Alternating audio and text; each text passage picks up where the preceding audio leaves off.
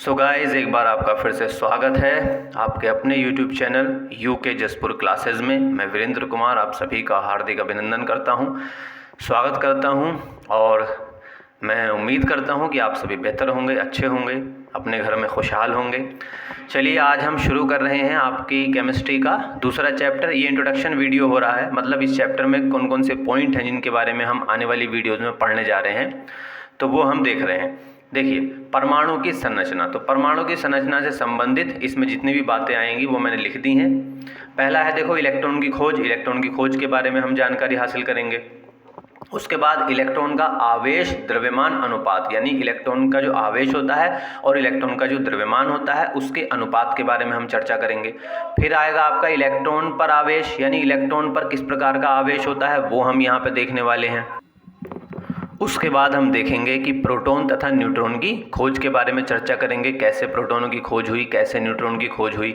फिर हम पढ़ेंगे परमाणु मॉडल के बारे में कि भाई क्यों ज़रूरी है परमाणु मॉडल। फिर परमाणु मॉडल आएंगे, परमाणु का थॉमसन मॉडल हम पढ़ेंगे, रदरफोर्ड का नाभिकीय परमाणु मॉडल पढ़ेंगे। उसके बाद आएगा परमाणु संरचना, यानी परमाणु किस तरह का बना हुआ है, तथा द्रव्यमान संख्या, उसकी द्रव्यमान संख्या कैसे निर्धारित होती है, परमाणु संख्या कैसे पता करेंगे और द्रव्यमान संख्या कैसे पता करेंगे। समस्थानिक क्या होते हैं, संभारी क्या होते हैं वो हम जानेंगे। फिर आएगा रदरफोर्ड मॉडल के दोष, यानी कि देखिए जितने भी मॉडल दिए गए हैं परमाणु की संरचना के संबंध में, उसमें कुछ ना कुछ अच्छी बातें भी हैं और कुछ ना कुछ निगेटिव बातें भी होती हैं। निगेटिव का मीन्स कि एक समय बाद वो बातें गलत सिद्ध हो जाती हैं, तो उनको दोष कहा जाता है। तो रदरफोर्ड मॉडल के दोष पढ़ेंगे। हालांकि हम सभी के मॉडल के दोष पढ़ेंगे, पर यहाँ आपकी किताब में केवल रदरफोर्ड मॉडल के दोषों की चर्चा हुई है, पर पढ़ाऊंगा मैं आपको सभी मॉडल के दोष। जितने भी परमाणु मॉडल हैं सारे मैं आपको पढ़ाने वाला हूं। उसके बाद है बोर के परमाणु मॉडल के विकास की पृष्ठभूमि। इसका क्या मतलब है? मतलब ये हुआ कि कैसे बोर को क्यों ज़रूरत पड़ी कि मैं अपना परमाणु मॉडल प्रस्तुत करूं, तो उसकी पृष्ठभूमि कैसे तैयार हुई, कैसे उनके मन में आया, वो हमको जानना है। फिर उसके बाद आता है विद्युत चुंबकीय विकिरण की तरंग प्रकृति। ये मोस्ट टॉपिक है आपके। विद्युत चुंबकीय विकिरण क्या होता है, फिर उसकी तरंग प्रकृति क्या होती है वो हम जानेंगे। फिर आता है विद्युत चुंबकीय विकिरण की कण प्रकृति। इससे पहले वाले पॉइंट में पहले तो विद्युत चुंबकीय विकिरण जानेंगे, फिर उसकी तरंग प्रकृति जानेंगे, फिर उसकी कण प्रकृति जानेंगे, फिर उसी से संबंधित आएगा आपका प्लांक का क्वांटम सिद्धांत, जो इस चैप्टर में काफी इंपॉर्टेंट है, प्लांक का क्वांटम सिद्धांत। फिर उसके बाद आता है प्रकाश विद्युत प्रभाव। ये क्या होता है कि भाई प्रकाश विद्युत प्रभाव किसे कहते हैं। फिर उसके बाद आएगा विद्युत चुंबकीय विकिरण का द्वैत व्यवहार। द्वैत का मतलब होता है दोहरा चरित्र। जैसे हमने ऊपर देखा कि विद्युत चुंबकीय विकिरण तरंग के रूप में भी काम करेगी और कण के रूप में भी काम करेगी, तो इसी को कहा जाता है द्वैत व्यवहार, यानी दोहरा चरित्र जिसको कहते हैं।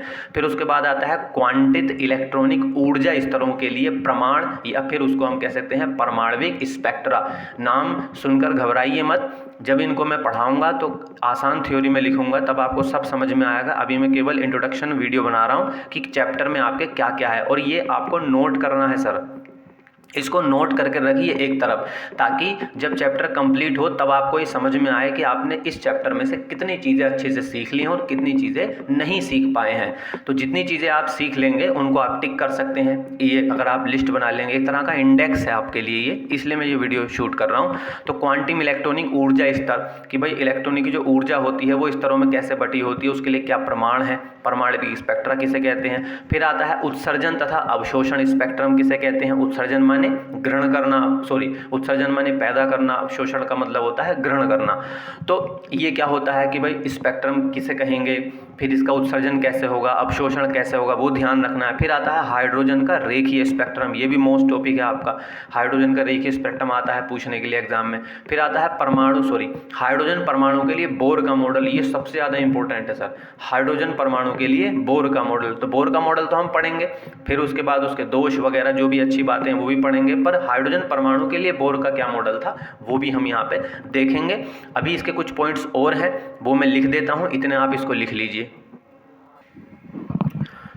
तो लीजिए, मैंने आगे के पॉइंट्स लिख दिए हैं। देखिए पहला पॉइंट अब क्या आया है, ऊपर देखिए बाईं ओर सबसे ऊपर, हाइड्रोजन के रेखा स्पेक्ट्रम की व्याख्या। तो हाइड्रोजन के रेखा स्पेक्ट्रम मैंने अभी थोड़ी देर पहले बताया आपको, उसके बारे में जानेंगे।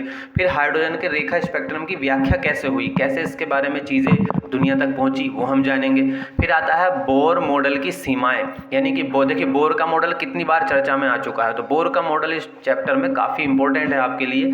तो सीमाएं उसकी अलग से दे रखी हैं, अलग से उसकी भूमिका दे रखी थी, पृष्ठभूमि। तो बोर का मॉडल आपको ध्यान से पढ़ना है, पूरे ध्यान से। तो फिर उसके बाद आता है द्रव्य का द्वैत व्यवहार। जैसे थोड़ी देर पहले मैंने आपको बताया था विद्युत चुंबकीय विकिरण का भी द्वैत प्रभाव होता है, यानी दोनों तरह से काम करता है, तरंग के रूप में भी, कण के रूप में भी। इसी तरह से जो द्रव्य है, जो पदार्थ होता है, वो भी द्वैत व्यवहार दर्शाता है, तो वो हम जानेंगे। उसके बाद आता है हाइजेनबर्ग का अनिश्चितता का सिद्धांत। हाइजेनबर्ग वैज्ञानिक ने अनिश्चितता का कोई सिद्धांत दिया, तो वो हम जानेंगे कि वो क्या है। फिर उसके बाद आता है अनिश्चितता सिद्धांत का महत्व क्यों है। ये भी कभी कभी पूछा जा सकता है कि अनिश्चितता सिद्धांत का महत्व बताइए, वो किन चीज़ों के लिए अच्छा है, वो हमसे पूछा जा सकता है। फिर आता है बोर मॉडल की विफलता के कारण। लीजिए फिर से देखिए, बोर का मॉडल आ गया आपके सामने। बोर मॉडल की विफलता के कारण क्या रहे वो हमको बताना होगा। फिर हम पढ़ेंगे परमाणु का क्वांटम यांत्रिकी मॉडल। ये भी एक अच्छा टॉपिक है, परमाणु का क्वांटम यांत्रिकी मॉडल किसे कहते हैं। फिर आता है हाइड्रोजन परमाणु तथा श्रोडिंगर समीकरण। ये भी हम जानेंगे कि भाई क्या चीज़ होती है। उसके बाद आता है कक्षक और क्वांटम संख्या। ये भी मोस्ट टॉपिक है आपका। कक्षक क्या होते हैं, क्वांटम संख्या किसे कहते हैं, परमाणु कक्षकों की आकृति कैसी होती है वो हम जानेंगे। इसके चित्र भी आएंगे बनाने के लिए, आपकी किताब में है, मैं बना के दिखाऊंगा आपको, चाहे तो आप किताब से बना लेना। कक्षकों की ऊर्जाएं कैसी होती हैं, जो परमाणु के चारों तरफ कक्षाएं होती हैं उनकी ऊर्जाओं के बारे में चर्चा करेंगे।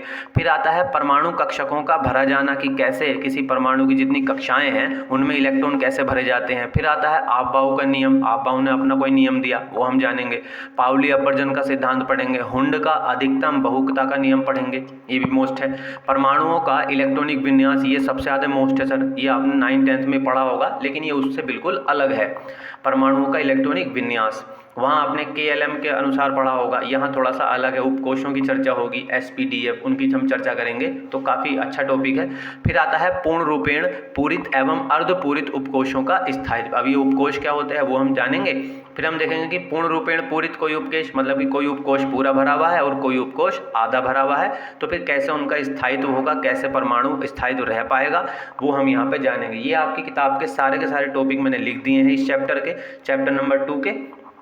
इनको आप नोट कर लीजिए एक तरफ, ये इंडेक्स का काम करेंगे। फिर हम एक एक करके हर एक वीडियो में 1 या 2 टॉपिक, जैसा उनका लेंथ होगा टॉपिक का, उसी हिसाब से मैं 1 या 2 टॉपिक या 2 वीडियो में 1 टॉपिक कवर करने की पूरी कोशिश करूंगा, ताकि छोटे छोटे वीडियोज़ में हम इसको आगे पढ़ते रहें। काफ़ी लंबा चैप्टर है, काफ़ी टाइम भी लगेगा, पर कोई बात नहीं, मैं कोशिश करूँगा कि आसान थ्योरी में आपको समझाऊँ।